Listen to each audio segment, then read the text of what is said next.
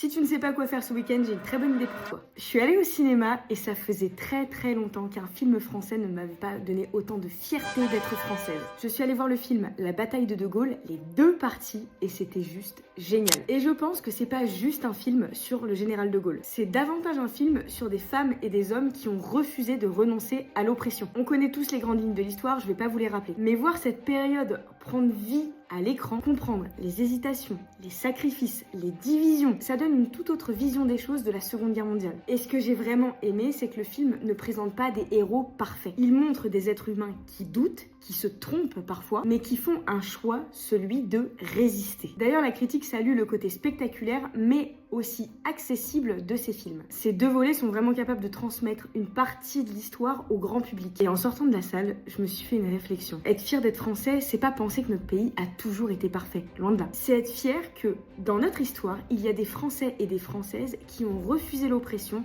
la soumission et le fascisme. Et qu'ils aient choisi la liberté alors que tout semblait perdu. Et cette mémoire-là mérite d'être transmise. Alors si vous aimez les films historiques, si vous aimez les films sur la Seconde Guerre mondiale et le petit côté militaire avec, allez-y, vous allez adorer. Et finalement, j'ai envie de conclure cette vidéo en vous disant que le cinéma ne sert pas qu'à divertir, il sert aussi à se souvenir. J'espère que je vous ai donné envie d'aller voir la bataille de Gaulle, et si vous êtes allé voir les films, je veux bien savoir ce que vous en avez pensé en commentaire.